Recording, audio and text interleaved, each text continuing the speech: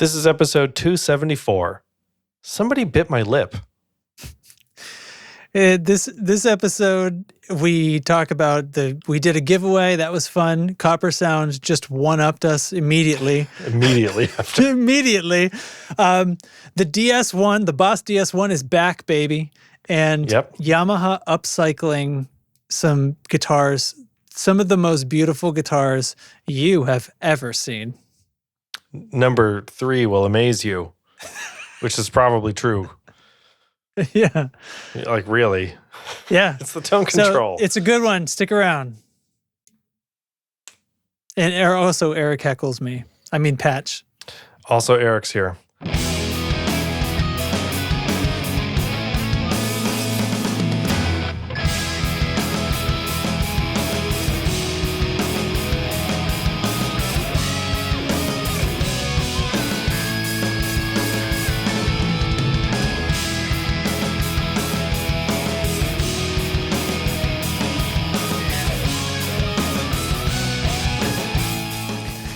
Hey. We're already getting buttered up in chat. Oh, man, it feels great.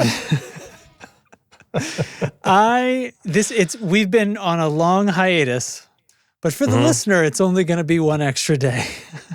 That's right. Yeah. I was on vacation. I forgot, to reschedule and figure something out that was, better than just we'll just do it. It'll be basically late, no it was big going to deal. fall to me. I know I've done that in the past and came up with something reasonable, and this time it was that's not going to happen. When I tell you what all's been happening, you'd understand. But anyway, it's no fine, big deal. yeah. No big deal. I was in Western Canada at Banff National Park. Yep. The Canadian Rockies, and it was crazy cool. It was so friggin' great. It was just great. It was the best, and we really needed a vacation, and it served that function really well too. So, coming back now. Today is Monday. It's my first day back at work in 12 days or something ridiculous. Just with weekends and things and padding in between. It was a week, but today sucked. Your emails, you talked about how many emails you had this morning. So could have been worse, right? But it could have been a lot worse. Yeah. So I think I have the luxury of people know I'm going to be out, so they just don't bother. I have one of those jobs. They just kind of nice. They just wait till I'm back, which is nice. Yeah. And today was, all things considered, a pretty normal day, except for the fact that I woke up at 3:45 in the morning and have been awake ever since because Jack was up, just feeling sad, just having a time. Oh. So I'm real tired. And then at 8 o'clock this morning, I got a filling in my teeth. Yeah, which I forgot about. Yeah, which I forgot about until it was time to go, Your phone goes off. So, time to leave for getting your face drilled. Yep. Luckily, it was not. Thank you. Not crazy. Except it was very early, and past me made that appointment and was that's 4 days after we get back. That's fine. Not thinking it was the first day back to work, Right. Yeah. I was I know it's near vacation, but it will be back. We'll have been back a few days. I won't have to worry about jet lag or whatever, So, and then they just numb you locally. So I walk out of there 15 minutes later.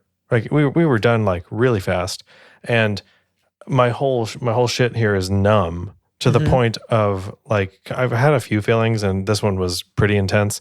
It was in the front, near the front, so it had more of my actual lip rather than just parts of my jaw. So I couldn't feel half of my bottom lip, and this whole area here. So you need a mirror to keep checking for blood because you don't know if you've bit your lip off yet. Well, oh God.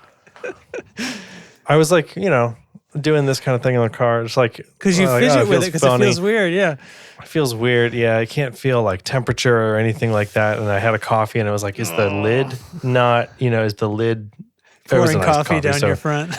Yeah. So, but I was is the lid bent, or is it just that I can't feel that it's there? It was the latter. Some other stuff. So then I come home, and I'm just ugh, what a day. So I cut up an apple because I'm not about to try to bite into one, and while eating it, I did bite my lip and didn't know it until later. God. I didn't you're a cartoon of yourself, dude. Yeah. Today, just all these things, everything all at once. So, the lip thing. And then hours later, midday, I'm just like, oh, I guess I bit my lip. There's this like weird, when that happens, you get this weird little swollen spot. Okay. I guess I spared myself the kind of the worst moment of it. Yeah. But now I'm just like, somebody bit my lip.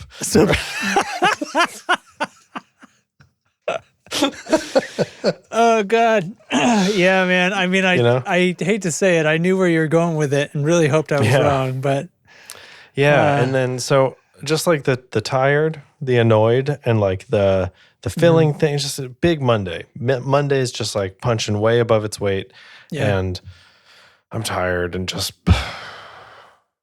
going back to work. You're like, I remember this, and I remember how badly I needed a vacation before, and now I still kind of.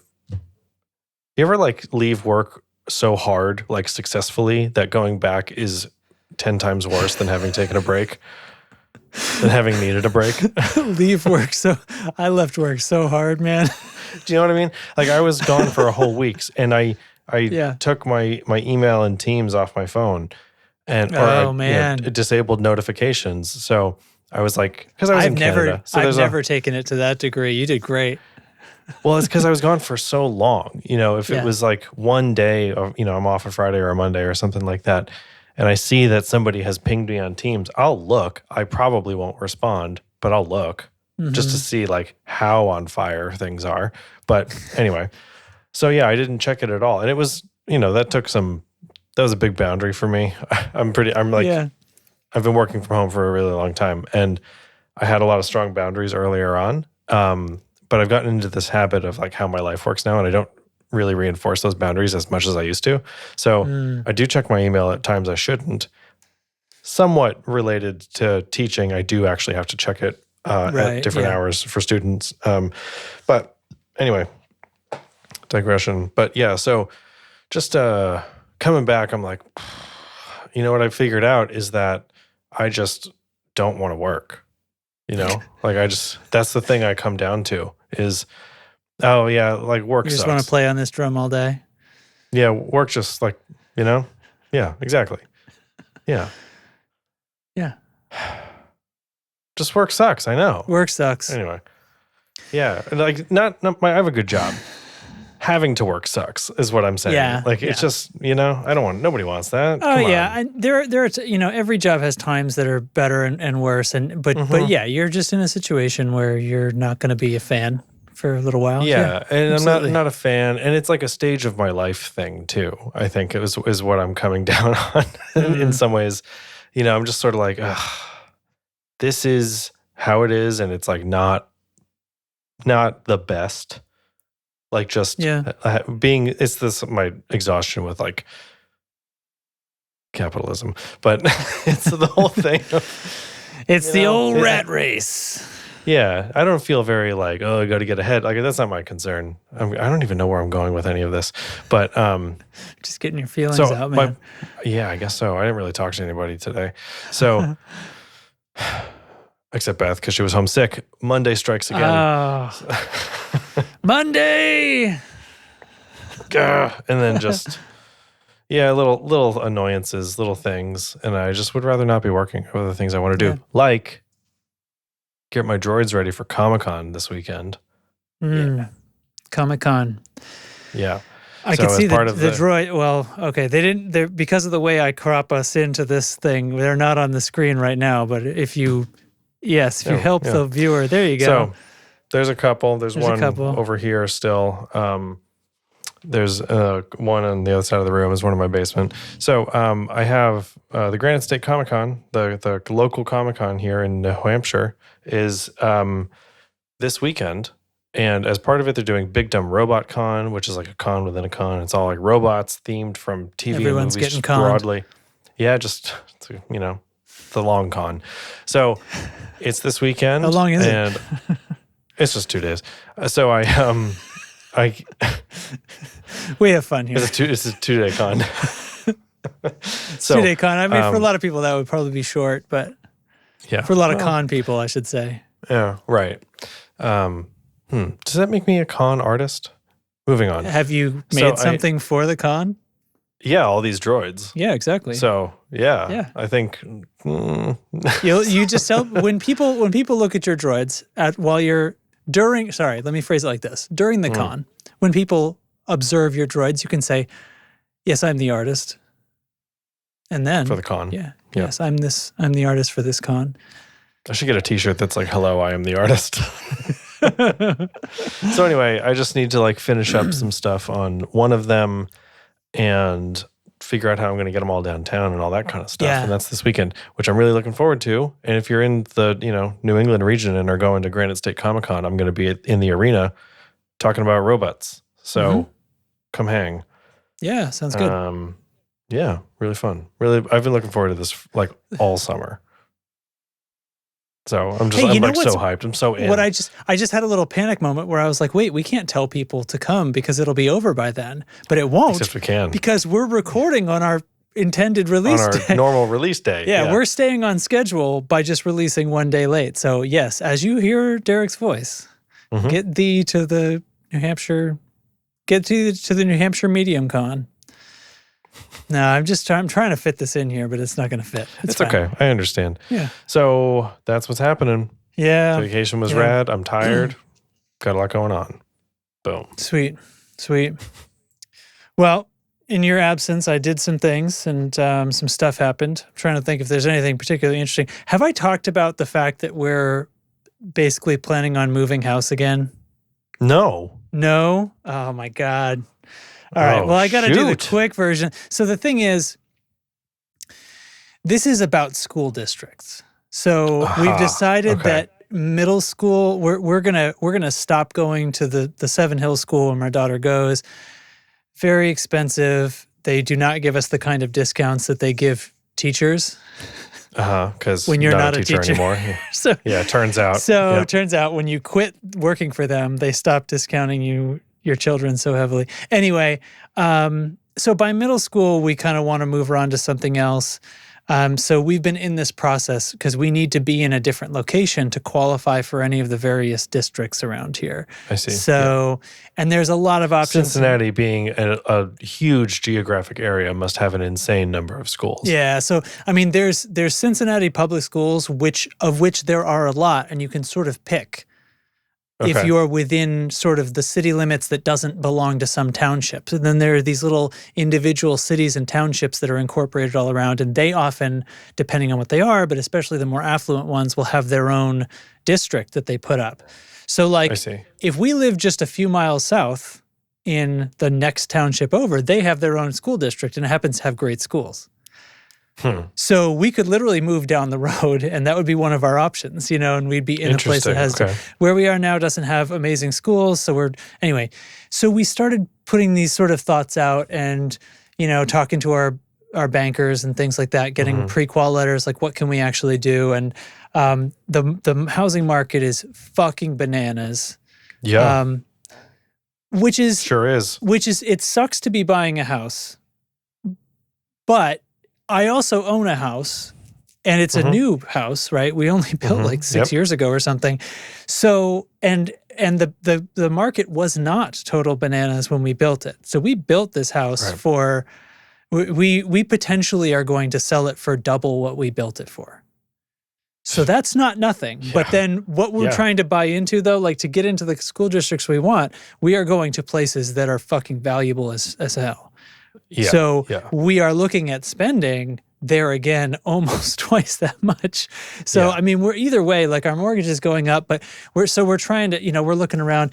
Nothing fits. Like I have studio needs. I have a few, you know what I mean? Like let's not forget that this space you're in was purpose built. Right. I'm not somebody who we can just walk into any house. So we're looking around at like what's available and thinking maybe I can make something work. Maybe I can modify a house once I get in there. We're talking about like having to offer and potentially having bidding wars at starting around 500,000.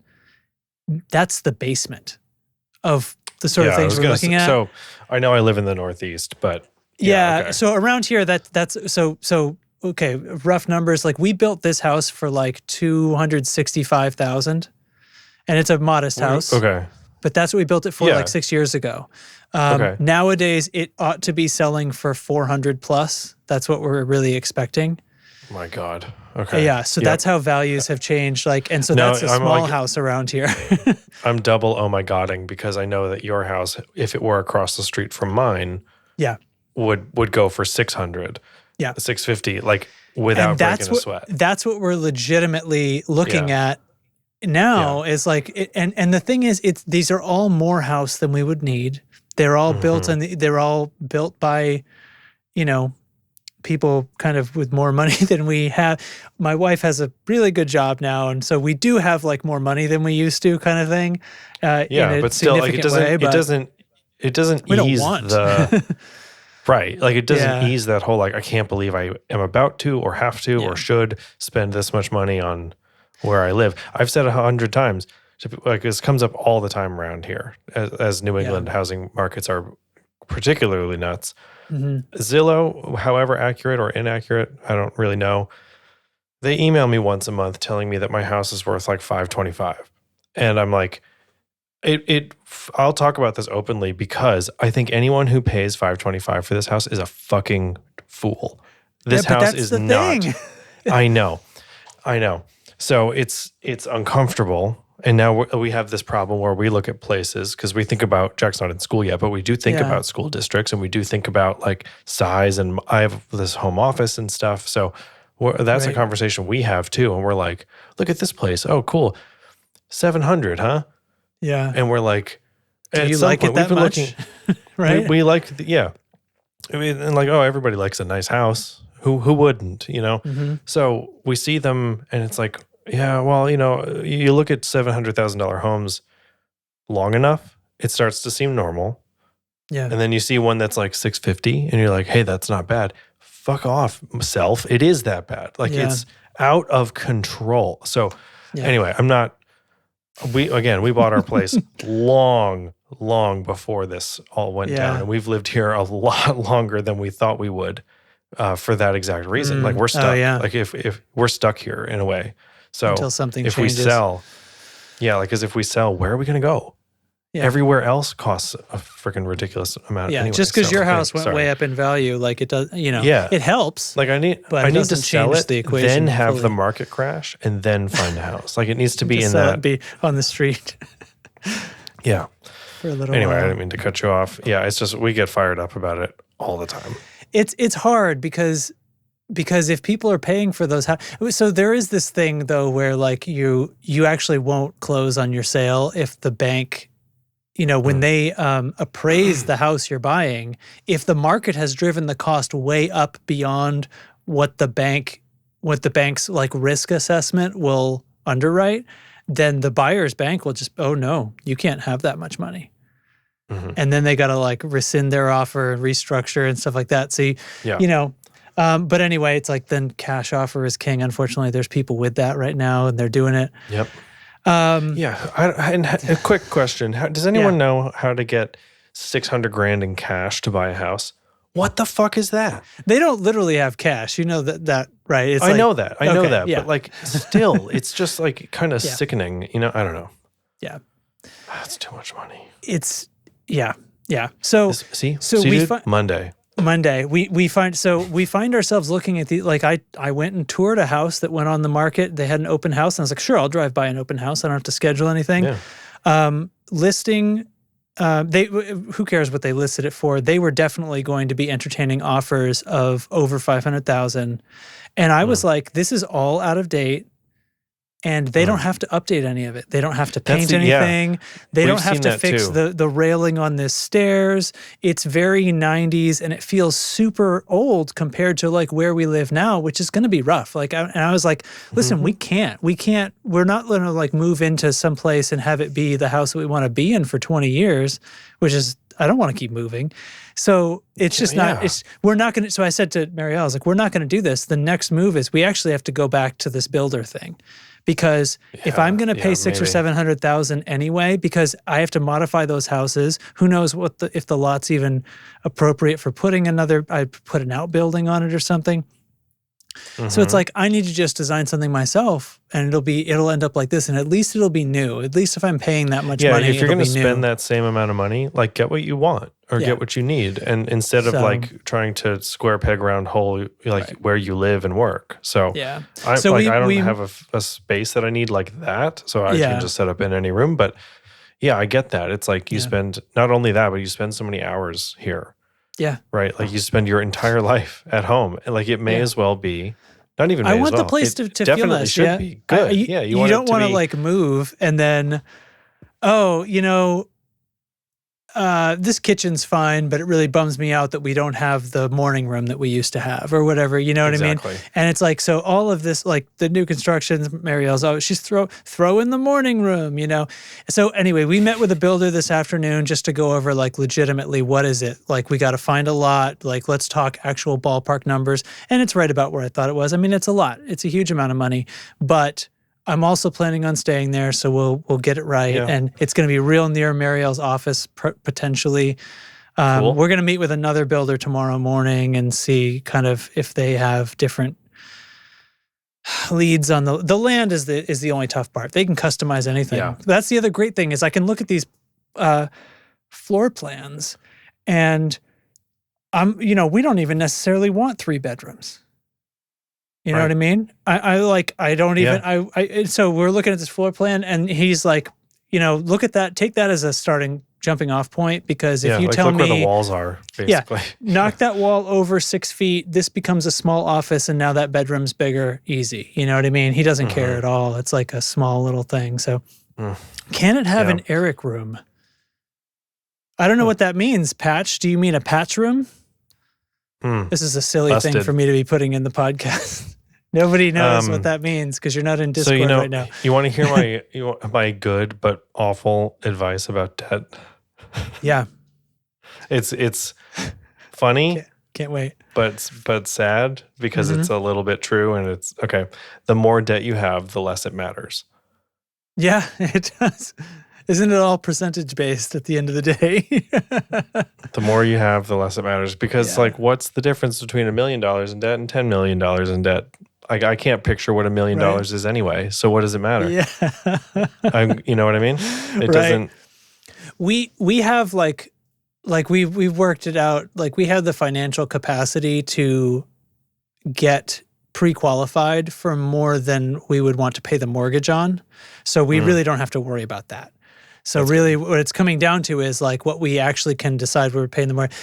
Some of the places we're looking have these like tax abatements, and they have little things. So like for the first 8 years or something, you're only paying taxes on the land. That really takes the edge off.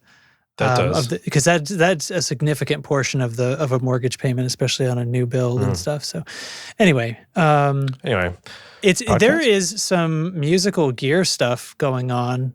Yeah, can you believe it? I did something weird and wacky that I'll tell you about at whichever point in the podcast we decide it's what did Justin do on Sunday time. Okay. Like yesterday, Sunday? Yeah. Yeah, it was yesterday. Yeah, man. Wow. I did something cool on yesterday. All right. What did I say on yesterday? All right, you said on Sunday, and there's been 2 Sundays. Like, do you mean like? I mean yesterday. Like 24 hours ago? Yeah. Yeah. Okay. Anyway, check this out.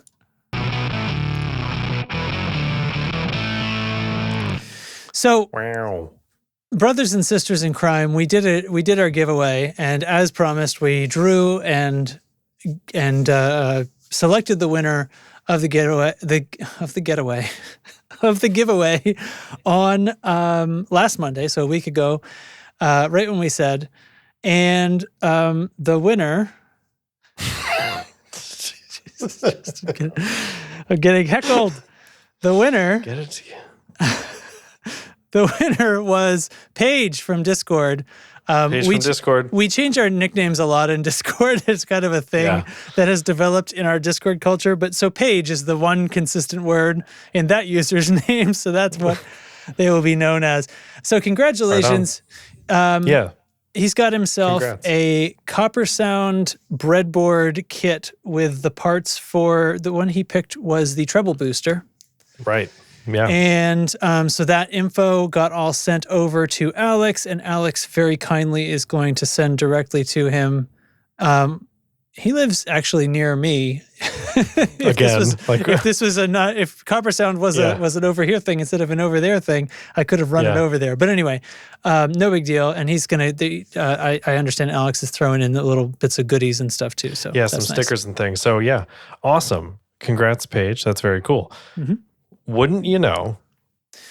So remember how these weren't real pedal kits? Yeah, remember when we were like, this is not a pedal stop box enclosure clone. What would happen if we send the giveaway and the payment and all this information to Coppersound, and then 24 hours later they sent an email?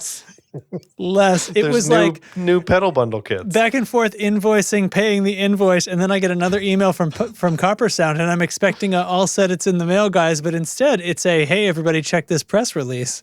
Check out this new thing. Check out this new thing. So what are the odds? Anyway, I think it's hilarious and so good. So yeah, the breadboard thing, like I said, is not a pedal kit. Like it's the pedal circuitry and like the circuit design of that, but it's not an enclosure that you can put on your pedal board and use on a stage. However, the breadboard stuff is all more fragile and I'm mirrored there, right over there. However, now the geniuses over at Coppersound have done it. They're taking on BYOC. They're taking on Big Clone. So yeah, and so actually, the treble booster isn't on here. So we've got hard clip distortion, silicon fuzz, and single transistor overdrive in here so far. Although, I mean, I assume the rest of these are going to get layouts in a minute. Yeah, come on, come on. Why is there two pictures that look the same? There we go. Yeah. It's very it's what I would have expected. Like I did some build your own clone pedals back in my day. And this strikes me as very much like that, but I'm looking at like the graphics and the PCB is very like better. You know what I mean?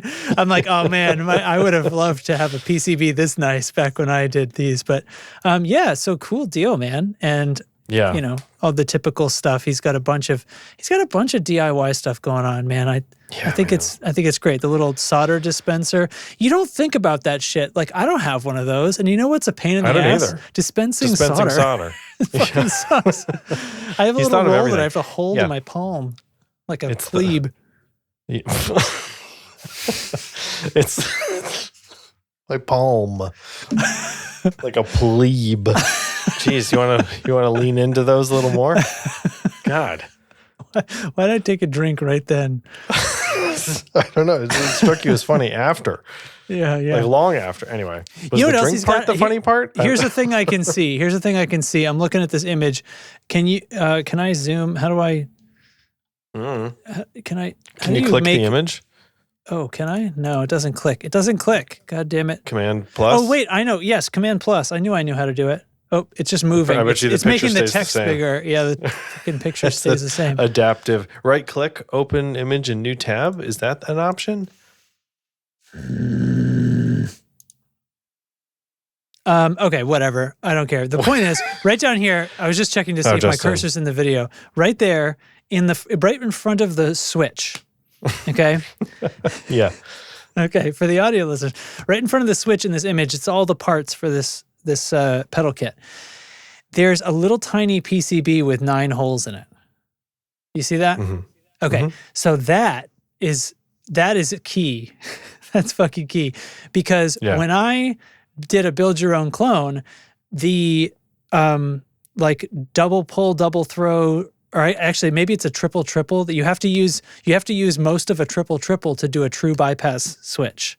Oh, okay. And I had to do that with little bitty wires that I was bending around and getting them out, because there's a bunch of stuff has to go on within that switch to get it to work right. And Alex has provided for you a little through hole thing that you can drop right on and solder onto your switch. And then you've got 1, 2, 3, 4, 5 little holes that connect to the pedal, and that's easy peasy. Yeah. Triple was my nickname in high school. Okay. You know, all right. Oh, God. All right. Nice Moving on. Eric ruined it. What What are these going for? I got to give him the full ad because he sent us the press release. Yeah, $89. $89. That's a good that's deal. The same as the breadboard, I think, right? It is, close. Yeah. So the distortion is $100. Like, they're within $10. It looks like, yeah. Oh yeah, 89 for silicon. What did I just do? Hard clip is 99. Okay, and transistors 89. Okay. Yeah, so 90 or $100 depending on which one you get. Good deal, fun project, and it's going to be totally ace. Yeah, look at it, so clean. It's going to be totally wicked because it's from Coppersound, and I don't know, maybe I'll do one. Yeah. Hey, look, maybe that'll be my winter project. Addendum onto the thing I just said, and he's got a ribbon cable connecting to that 9-pin out thing. Jeez. So you don't even have to connect the wires for the six wires. In fact, I got to go back to the other graphic because I didn't realize what that was. Oh, I just got an image of the other one. Look at that layout. Damn, that looks great. Yeah, it's because you changed the model. Yeah. Yes. Here we go. The hard clip. So this silver thing right here, that's like a ribbon cable. There it is. That's what that shit is. God damn, Alex. Stop being so good. Yeah, that's bloody great, don't, man. but yeah, don't stop. Great stuff. So cool. Yeah, all of this is to say, congrats, Paige, on your win. And we'll probably, I bet we'll give one of those away at some point too. So if you like the giveaway model we're doing, let us know because we are totally winging it. But I do like the idea of keeping it pretty light and keeping it, like, let's be honest, we want to drive traffic to the server. That's not a secret. So hop in there and you just click the one button. Bribing yes, I would like to be $89 at a time. Yeah. So there you go. Excellent. You go. Get in there. Love it. All right. Next up. Oh my God. I just had like a weird moment. What I was just about to ask. I was just going to say okay, time for the Pedal Genie ad read. It's been a very long time since we've worked with them. And just whatever. It happens. Fine. Whatever. Sure does. They're awesome. We still love them. But where did that come from in my brain? You ever write the wrong year on something, and I'm not talking about in January when the year changes, and I'm not talking about the year that was last year? What, you accidentally write 1985? Yeah, you were 2003 on something for no reason. I've done this. It's like a pretty common thing that happens to me. Makes no sense. My mind is just somewhere else, and I've written 2003 on a piece of paper. Yeah, it's like the little mini brain that's in your arm nerves that's controlling your hand while you're thinking about something else. Yeah. All right. Muscle memory. It's actual arm brains. It's actual. Well, I'm picturing human octopus hybrids. We just have a bunch of mini brains, distributed thinking, man. All right. Yeah. Right.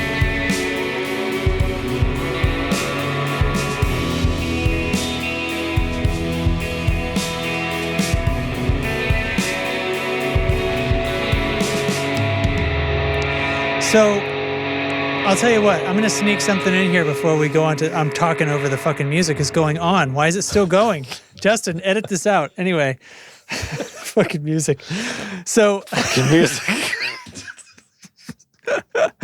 We're such idiots. I am anyway. Yeah. I don't know. So, I feel like an idiot tonight. I'm kind of here for it though. I think we're doing pretty good. I think we hit the ground at a nice jogging pace and we're keeping it up. So it's fine. Yeah. So I did something fun. I'll squeeze this in between news items here. But so a band came back in. I hadn't seen these guys in a while. We had worked on some songs. We're going to finish up another 2 tunes for them, but popped in and just sort of getting caught back onto the project kind of thing, had a phone call and then sure, come over. He was saying, hey, I got a pedal. Could you throw it onto the bass recording that we have? So we'll just do it. Like I've recorded everything for these songs, but we'll just stripe the bass out through this new pedal. And I was like, cool. Yeah. I mean, I use distortion effects and stuff on bass and mix most of the time anyway. So he's got a pedal he's been using live. So he loves it. Let's throw it on. Yeah, let's throw it on your performance, man. So he comes over Sunday. What pedal do you think he's got in his hand? I mean, and no cheating because you might be saw me pull open a tab while the music was playing. All right, so here's what happens. I did see that, but I was, when you say something like that, I don't think of a DS1. I think of so like a dark glass or something. Right. And it could have been, he could have gotten the Sans amp, because I always talk up the Sans amp, which I think are fantastic. Dark glass is great. Sans amp is great. He comes in with a Boss DS1, the orange monster itself, the benchmarking guitar distortion, as the Boss website says here. So not a Wazacraft even, just a off-the-shelf $45 and it was like, DS1. It was like brand new. Like he definitely just bought, it looked just like this. And so what do we think about the DS1? I mean, the benchmarking guitar distortion is something that I could picture myself seeing that and kind of chuckling in sort of a I feel bad for you kind of way, You know what I mean? Yeah. Mm-hmm. But here, Patch is telling me right now, I think the world has come back around to the DS1. Things are a little cyclical like that, aren't they? And the thing is, I haven't played one in a while either. I owned one for a long time. Yeah. And I would love to revisit one now with my new amps, and sort of, not new, but the amps I have now. Just to see, and a more, I don't know, like I know what I like more now, right? Like I'm just more, I know what works for me and what doesn't. And so like a more refined personal taste. So that's what it is. There's like a refinement that just that can't be substituted for. It's just like you've just spent this much time around different kinds of sounds. I don't think we were necessarily wrong for like wanting to move on from that back in the day, right? Of course not. No. But it's also, tones in popular music change too. Like there's like 100 reasons. And I think actually pedals kind of came out of favor as a whole for a long, long time too. And then maybe in the last 5, maybe 10 years, they've really come back a lot. But I know like when I was like a teenager, early 20s playing in bands, it was like you had to have amp distortion, man. And then that started to go away a little later on. And that's a popular music thing too. Right, like of the popular music that was guitar driven, it wasn't all effecty. Right, like it's not as common. So it was a Marshall sound or a Mesa sound or something, right? It was like that, Right. So a DS1 on bass. Now this is a metal band.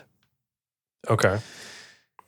It came out really cool. It's like fine. It was fun. I was like, listen, I'll do whatever. But I hooked it up and I think it's almost especially fine for bass because it's like not made for bass and it's not like particularly rich or anything like that. You know what I mean? It's not that. It's just, it's like clipping in a box, Right. And it just, when I still EQ it to sound like a bass. So basically, the trick seemed to be, and in case anyone feels like doing this, the trick seemed to be not hitting it with too much level on the way in. The bass kind of goes, it becomes kind of a mess, this pedal, if you have too much level at the input jack.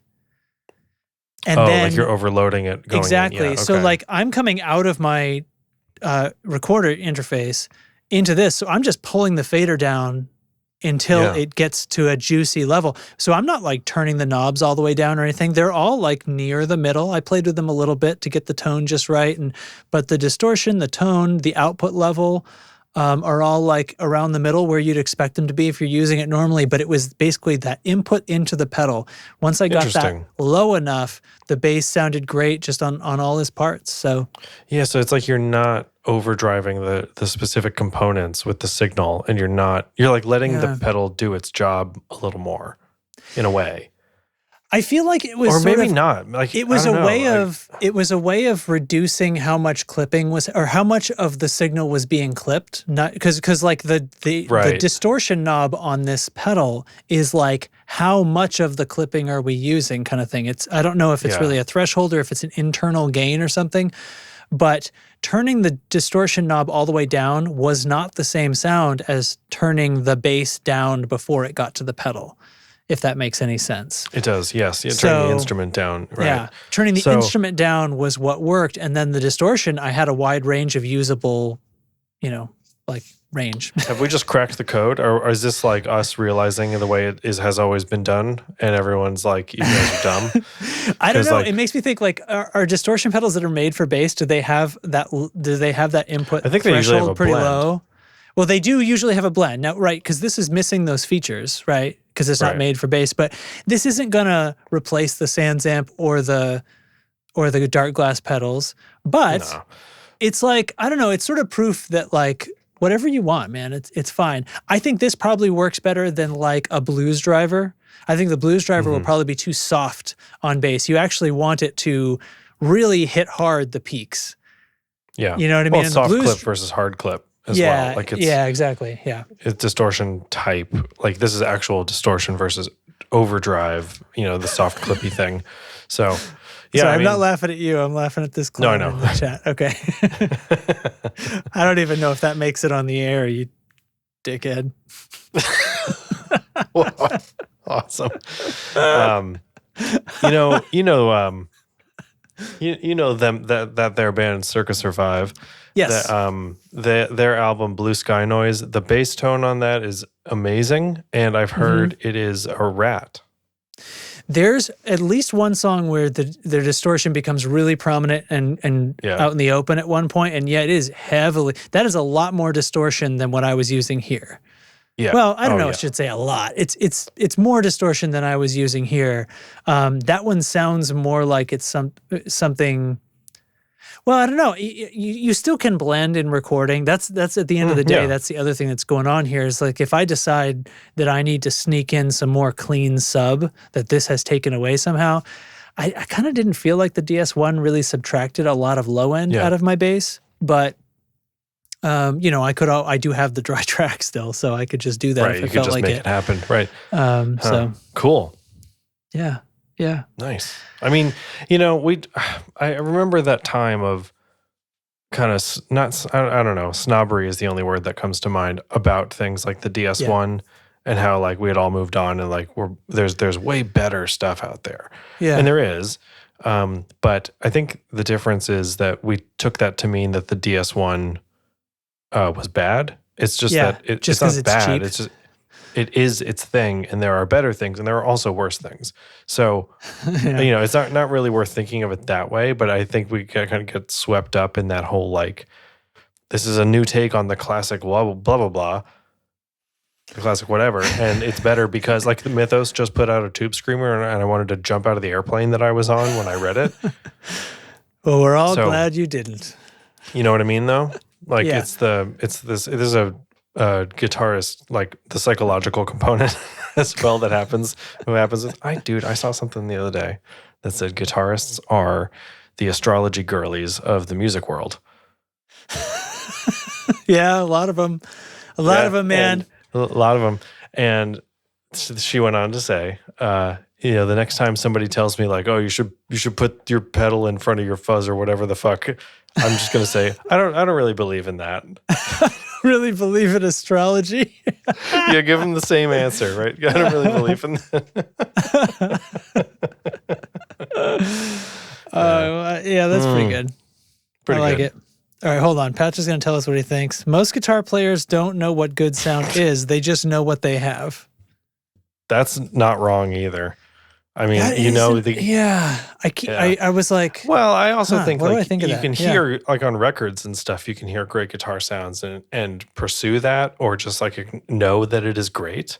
Because if you like it, then it's good. That's right. It sounds good. There's so many different things that do sound good. That is the other thing too, is like every time that I felt like, oh man, this album, ultimate guitar tone on that album.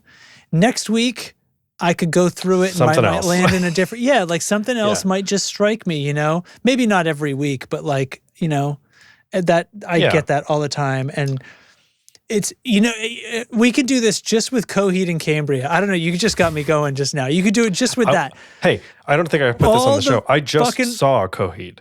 Oh, you did? Yeah. Like 2 weeks ago. Yeah. Like right before my vacation, I saw Coheed and Incubus. They toured together. And it was that's a cool show. It's fucking the great. I'm not to derail you. I'm sorry, but it was an amazing show. Coheed really needs a long set to do what they do best. Yeah. But anyway, it was also the anniversary tour for Morning View, so they played that front to back and some extra stuff at the end. So they needed a long time too. Frick. Oh God, so anyway. Guys, get off the stage. But it was only the two of them. It's only the two of them. No other opener. Which like I feel like a few years ago there would have been some other band, a third opener, proper opener type. But yeah. Went with Taylor, and he's they all went out of business. All the opener bands are gone. Went with Taylor, and we're hanging out beforehand. He's like, "So who's the opener?" I said, "Coheed," and he he did a spit take, like. So wait, he thought he was going to an Incubus show? Which he was correct. He just didn't know or forgot that I had also said Coheed was playing. But anyway, so oh my God. Yeah, we can do this with Coheed for sure. Like it's. Do you know what I mean? There's Tone City all over those records, and the further back you go or the further forward you go, there's so many different things, and they all by the time you get 2 or 3 songs, like you could jump from record to record, and by the time you get 2 or 3 songs in, you're on board with, because whatever they've used fits within the cinematic universe of that record. Mm-hmm. You know what I mean? Even the early ones, it sounded kind of like, I don't know if sterile's the right thing, but they had this just like a little thin, like a little a little trim. Bit, but it's not because there's no bass on it or something, It's like there's something different. There's something compartmentalized about them, but in their own way, they had, and the guitars are a little out of tune on the first record. There's some stuff that wouldn't get past my sniff test these days. I remember, though, being young enough that when somebody pointed out to me that the guitars are a little out of tune, I was like, oh, that's one of those things I'm going to have to pick up if I'm going to do this for a job. Letting things be out of tune or choosing? No, because I was enjoying the fuck out of that record. And then they pointed out to me and I was like, things. Oh, because if you at that level, because it's when the chord is just you know what I mean? How it just saps the power out of a power chord just a little bit. It's that thing. Those are what makes the metal, gel and become one thing. The bass and the guitars are all one instrument, and there's the power there, right? And some of that is missing on that. But other than the little out of tuneness that's going on, they quickly pick up into this thing where it fits every time, and each one can be the ultimate guitar tone and is really really good in its own way. And that's such a great kind of thought. It's such a great thought. I would also say, to carry this pedal conversation forward more, I think in this Coheed example, they've used way more effects as they've continued than they did in the beginning too. Yeah.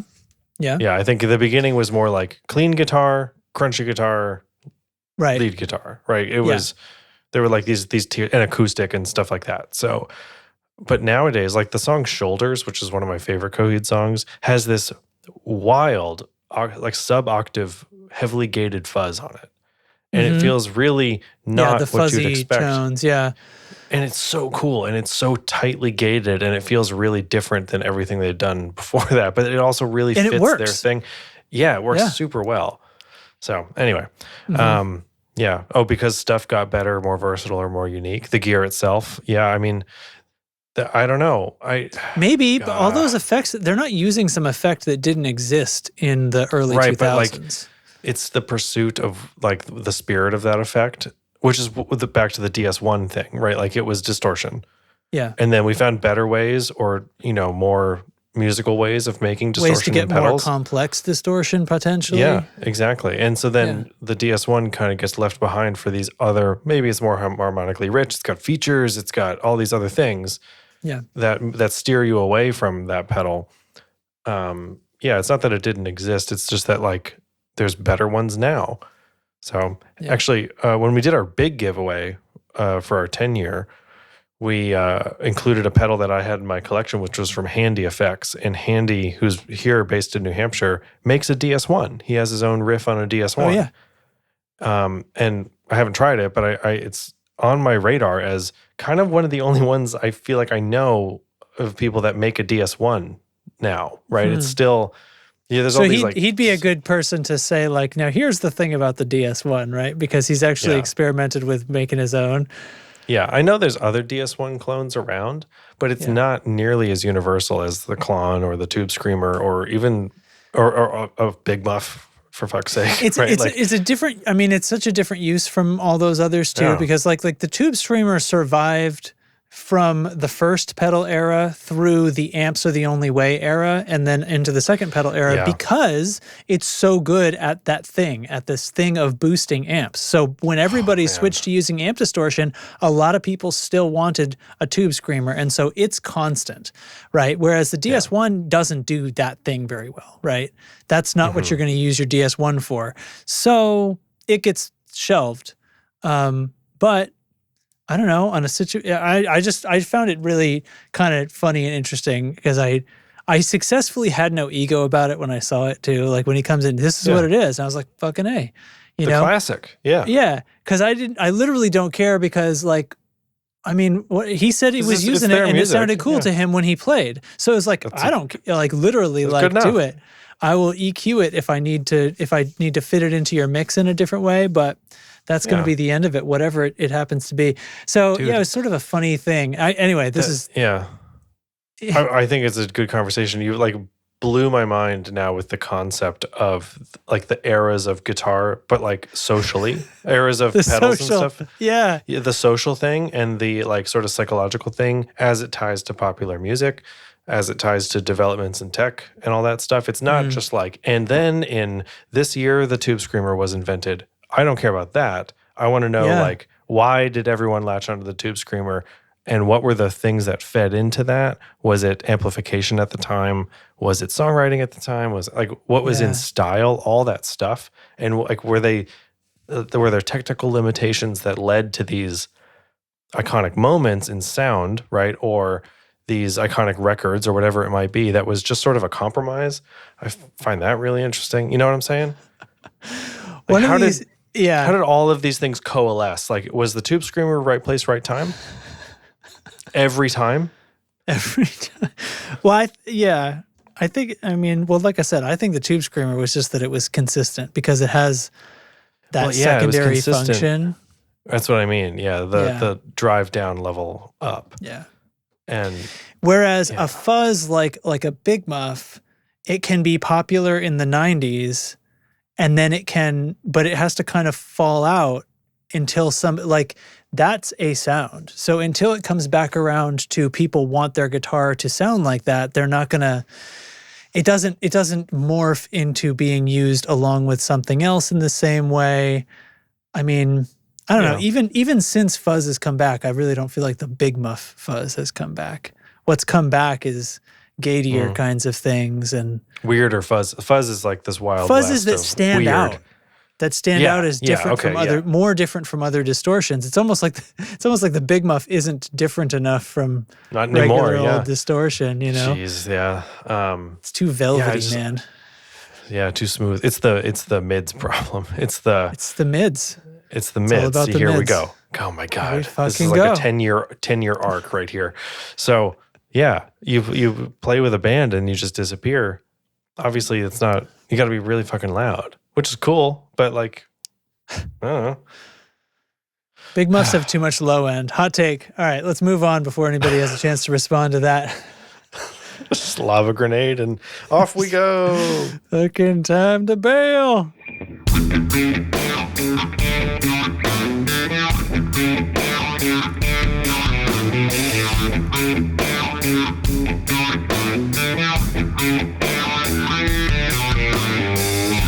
It's another fucking long one. It's a long one, baby. What am I doing? What the fuck is that? The man wants to know. That is it's a phaser. It's a Keeley phase? The Apollo phaser. From Apollo phaser. Oh. It's ringing a distant bell. Is Apollo not the brand? That's all I wrote down. Apollo phaser. That's all it says on my sound clip. I think that's the name. It's Solid Gold Effects Apollo phaser. So it's made by Solid Gold. Yeah. Cool. You like my little Pink Floyd riff in there? Oh, anyway, no, he wasn't saying the sound. He was saying, because he can see the thing before I've shown it to the audience. Oh, yeah. What is Yamaha doing indeed? So this flew by, this caught my attention. And of course, because I'm a slow ass dickhead, by the time I got around to sharing in a Discord, some of our lovely 6 days had passed. So some of our no man, I saw it on the day. Don't be like that. Yeah. Don't cut this wound any deeper. I swung into our tone control Discord and I was like, guys, check this out. And of course, our lovely denizens were happy to say, oh yeah, bro, we're already talking about that in the gear channel because you don't know the rules in your own fucking Discord. So anyway, this shit. This looks shit like that a butcher Yamaha's block. doing. This is I love so much about this. So these are upcycled guitars from Yamaha. Here's a pair of Rev Stars. The Rev Stars. Now I this is great. Before I move off of this Strat that's on the screen right here. So okay, I got to describe this because this was originally an audio podcast and we can't let that fall completely. So the whole guitar is made out of like recycled wood, and by that they don't just mean they found a slab of. It's not like a live edge table. Yeah, there's a bunch of blocks that have been fit and glued together in a really artistic and pleasing way, and then cut to the shape of a guitar. The headstock's the same way. It's got sort of patches. This Strat is outstanding with its parquet patterned pickguard. Mm-hmm. I fucking love it. I love it. It's subtle too. Like it's not a wild, like the wood color depth. Yeah. It's dark and it's not a crazy grain structure or anything there. These look like they were stained before they were glued together or something, or maybe it's just that they're literally, it's the mahoganies and the cherries and stuff right next to the maple. It's cool. I get the impression they're all going to be a little different in that way. So probably, yeah. Eric's asking if the wood is of any significance. I'm actually not sure. That's a good question. I think they're just offcuts from manufacturing. I don't actually know if the wood is special in any way. I think I don't like the Strat as much. It feels a little bit like it's made of like flooring material samples, and I don't really mean that negatively. It's still the wood itself is still beautiful. It's just that it reminds me too much the quilt look. Yeah. I still like it in theory. I really like the concept they're doing here. I just think the particular dimensions of the blocks is kind of leaning too far into that wood floor look, So I like the parquet pick. Yeah, I think maybe you're right. Like if they did a little bit more like, I'm going to scroll to these Rev Stars in a second, but a little bit more like that, but kept this pick guard, maybe that would be a rad way to do it. But if they're dealing with, like you say, like, this is the bits of the wood that got cut away. And they're reusing it. So this is like, this is a happens. Somebody's going to like that. So anyway. I do like it. Yeah. It's just, So these Rev Stars, I kind of want to. These are the ones, man. I kind of want to see if I can zoom. Oh, I can. Oh, I got a little bit of zoom out of it. That's okay. So these look bloody fantastic. So these, they're using kind of all the same color wood on the body of each. Mm-hmm. And it's sort of striping in and out in a nice, I mean, the grain is like, so how do I describe this? The one on the right, it's like flame maple and it's herringboned. Yeah. Or I'm sorry, it's like chevroned almost. It's like that's the left for us. That's the left for us. I think you get it. Are you getting something mirrored? No, I'm looking at your screen. Okay, sorry, never mind. I'm a moron. Oh man. Hey, it's September. We just turned 11, 12? 11? 11? Yeah, 11. I think we turned 11. We did. Anyway, the one on the right is like, Sorry, the lighter colored one. And I was focusing on the other one. This is totally my fault. Go on. The one on the right is, I think it's panels of flame maple, I think. And it looks like it's book matched to like, to be this herringbone kind of style, this V that goes like, or a single chevron. Then the one on the right seems almost like it's one piece. It probably isn't. I think that would be an insanely wide board. They look like they're glued at that angle. They're glued at an angle, yeah. Yeah, like sort of 30 degree. The grain is 30 degrees off from to the strings to the neck. Yeah, to the strings. So really cool. And it's like the vintage aesthetic of the pick guard on that one, the vintage cream binding. I think it looks awesome. It's like I might say what that wood is, but it looks like zebra wood or something like that. This the red one looks like the pick guard is metallic. I think that might be like a brushed gold. Okay, I can't actually tell if it's a blonde because right next to the blonde colored wood of the other one. Oh, there's other pictures. The focus. Oh, that looks metal. That looks. It does. I think you're right, but still, it's that gold. Warm tone. It's like a champagne color, and I don't like gold on guitars. And I think this looks fantastic. Yeah. They've done it. Oh, but look, Derek, I just noticed the back has the butcher block look. So the top is like a veneer. Yeah. Oh man. I love this. It's best of both worlds. And I do now continue scrolling, and here we have the other one with the flat piano black thing. Oh my God. It's so, I can't decide which one looks better. So black hardware on this one, P90s, a black and a tailpiece, pickguard. a big tailpiece on it too. The other one has a big has a tunematic. This one's got the trapeze thing. It's making me feel some things. Oh, I'm getting funny Discord crap again. Can you still hear me? I can, yeah. Okay. All right. We're just going to pretend that that's not happening then. And then if you keep scrolling, there's some focus shots of the Strat and some, oh my God. I'm sorry. Look, keep scrolling. Go down until you see the blonde one again. There's like a low angle shot of it, and it looks like there's a little skirt around the knob, and it's red. Oh, it's like red felt underneath. Oh my God. And that's the play. That's it. That's the detail that is This one also almost has like a champagne-y look to the. I don't know if it's just my eyes, but it almost has a champagne, very light gold kind of hardware. I think it's just the on the metal. Yes, I think you're right. Yeah, it might be brass saddles. How are they convincing me to like these goldish metal colors? Whoa, Justin, Derek. Scroll down some more. It's got gold binding. The red one does, yeah. The red one has gold binding. It matches that pickguard. Oh my God, dude. And for some reason, I still like it. Even the headstock is bound. Look at it. Oh, look at this. How much do they want for this? I've not spoken about a guitar like this in a really long time, or maybe ever. And I'm not really being facetious here. These are amazing. And I don't know if they're real. Are they concepts or are they like out? I think I don't know if you can just buy them off the shelf though.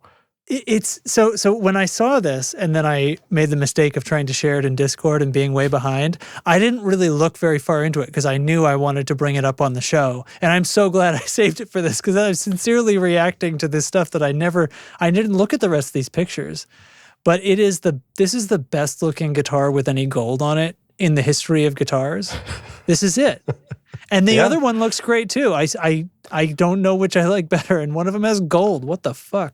So I just found an article or a I want to page look or at this something. one somewhere. Yeah. Oh God, the red ring. Oh my ring. God.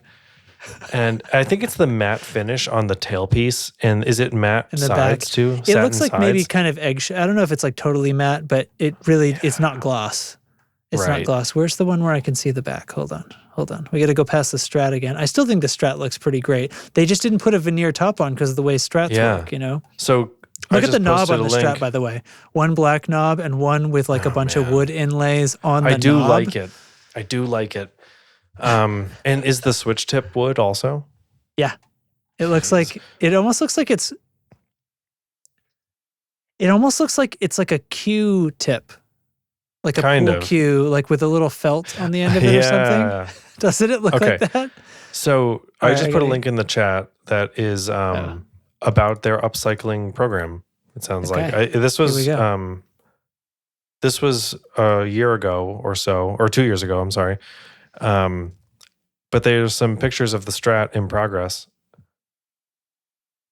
and that cool angle there. Mm-hmm. Yeah, there's not a lot here. Oh, look at that. So there's where they made the body and then cut the shape out. Okay. Pretty cool. How they look unfinished is always kind of interesting. Yeah, there's not a whole lot else on this site. It's just part of their research and development wing, it sounds like. But Yamaha, listen. Fucking onto it, dudes. This is what we're talking about.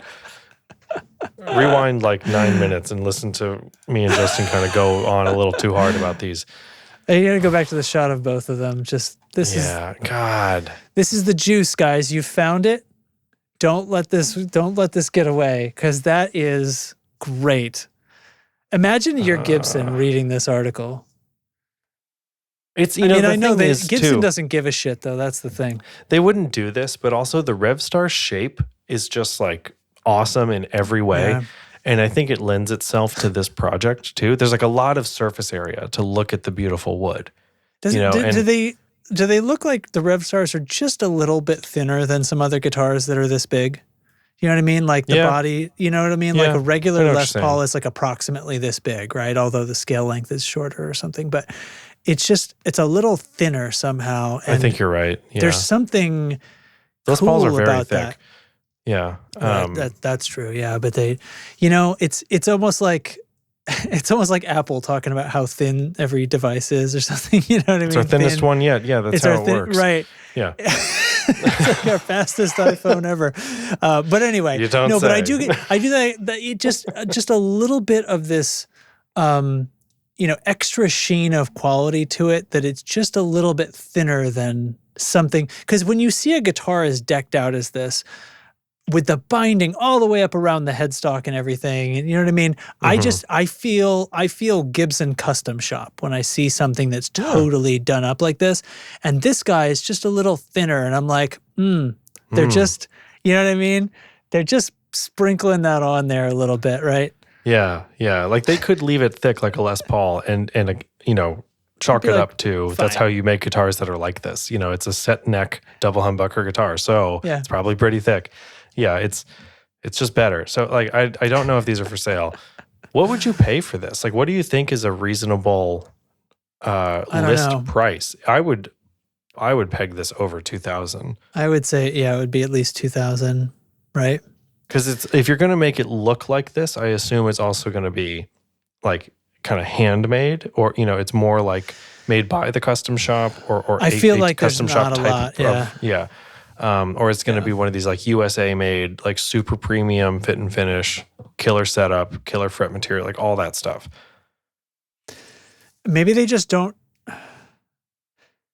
There's probably less waste wood than there is not waste wood, right? So this has got to be a small line, even if they're really going for it and using it all. I have not seen that any are for sale, so I would love to see them for sale. I would love to have one, but Patch thinks $5K. 5? I don't know. 5 seems that's high for Yamaha, brother. That's Gibson money. What are you on about? So I just searched Reverb for Revstar Upcycle and nothing came up. Yamaha Upcycle. Yamaha Upcycle. Give me something. No results. I'll take that down. Fuck. So good. Yamaha. If anybody spies one of these for actual sale, please let me know. Not that I'm going to buy any, but I wish it's goldish, but it looks like it's brass. Is that what I like about it? I think you like bronze and brass. I think that's maybe your thing. Scroll down again a little there. Let's go down to the zooms. Get the zoomies on this guy. Maybe because it's brushed too. The brushed doesn't hurt anybody. Yeah. It's a very light, if it's gold, it's a light gold color. I've seen golds be that, I don't know. Look at the binding. Oh my God. Man. But it's got that, like, there's a certain depth to it that I think it's not a precious metal. Like it feels like brass. It's like a true just a brass plate. That would be so cool.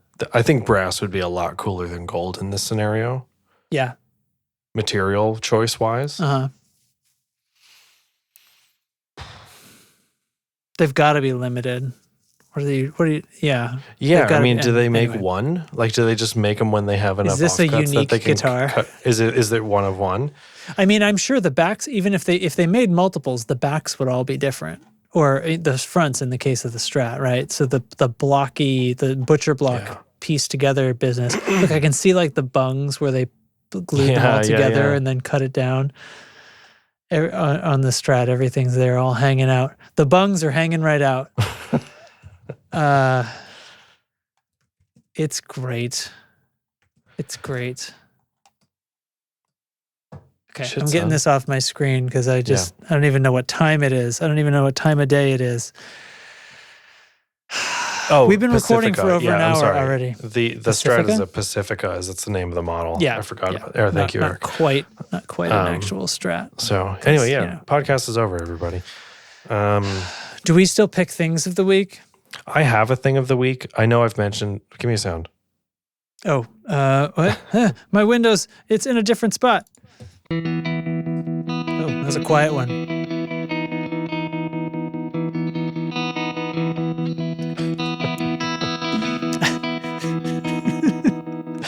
And I did talk over it, didn't I?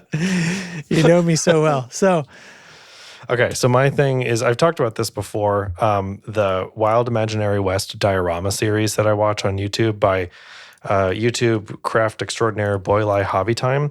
He has turned that theory, that concept, into a TTRPG and brought it to Kickstarter. And it's and he's already made almost 200K. Yeah. So they were asking 45,000 goal. 45. Yeah. Oh yeah. Awesome. It's going huge. I am so TTRPG, tabletop role playing game. It's like Dungeons and Dragons, except I backed the Kickstarter because I love this universe that he's making. Yeah. And to refresh, this was the stuff several episodes ago. Yeah. Derek pointed out. So building these dioramas of, it's what is it? It's like Old West, alternate history of the U.S. And it's that everything west of the Mississippi is largely uninhabitable because of monsters.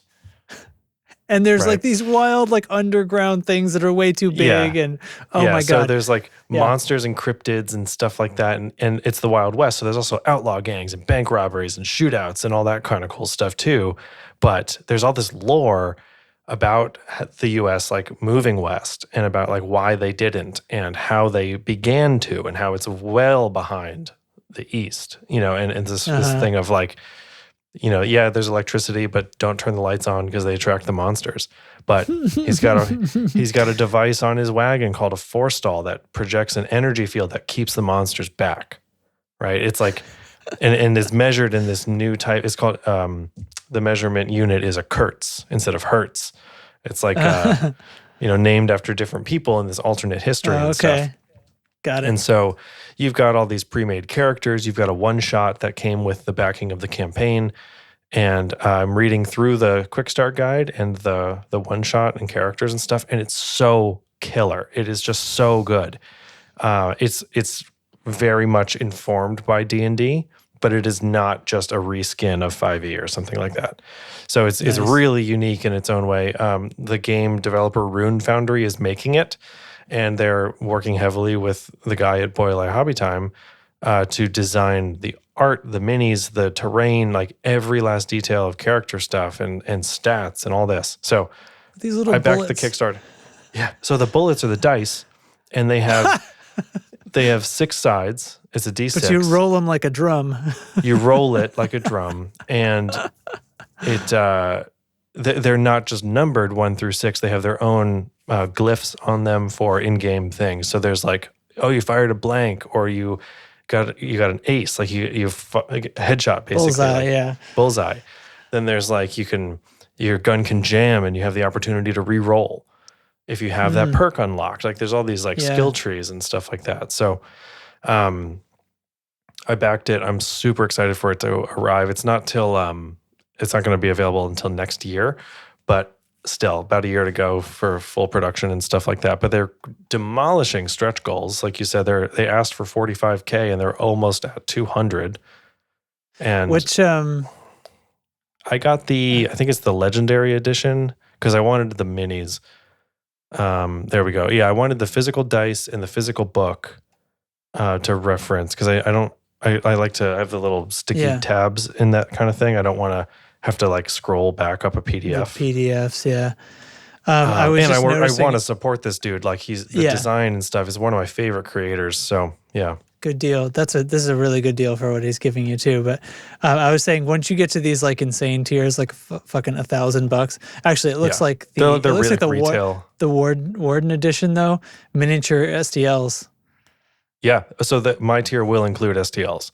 Oh, okay. Awesome. And it will include STLs which is for printing in case somebody. Yes, it's 3D step printers. layer. Is that what it's? I don't know what it stands for, but it's 3D print files. So you can print your own minis. It's going to be at the standard kind of wargaming scale, from what I believe. There's also going to be a PvP component that is kind of inspired by Warhammer, which I don't do, but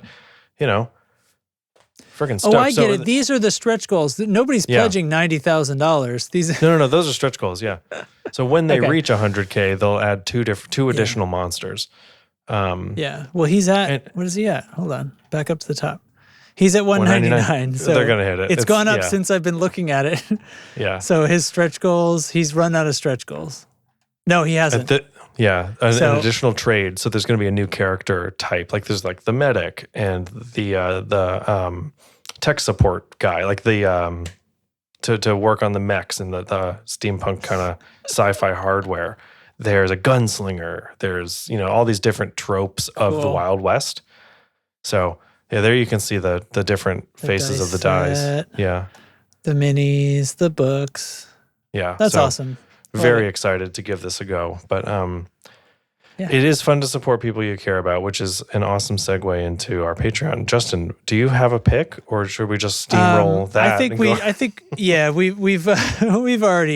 We've done it. It's fine. I don't have anything nearly that good, and we're already over an hour. So yeah, try a DS1 for the first time in 20 years, everybody. That's my pick. It's guitar related. That's how you do it. Fuck you. Yeah, fuck you. So then that brings us to the end of our program. So what is this? Sorry, did I say diorama wrong? You said diorama at some point. Diorama, pecan pie. All right, so that's the end of our show. You know what? I don't have a dog in the fight of pecan or pecan. I don't care about that at all. I don't either. I'll say both. Whichever pisses you off more. Do you say aunt or aunt?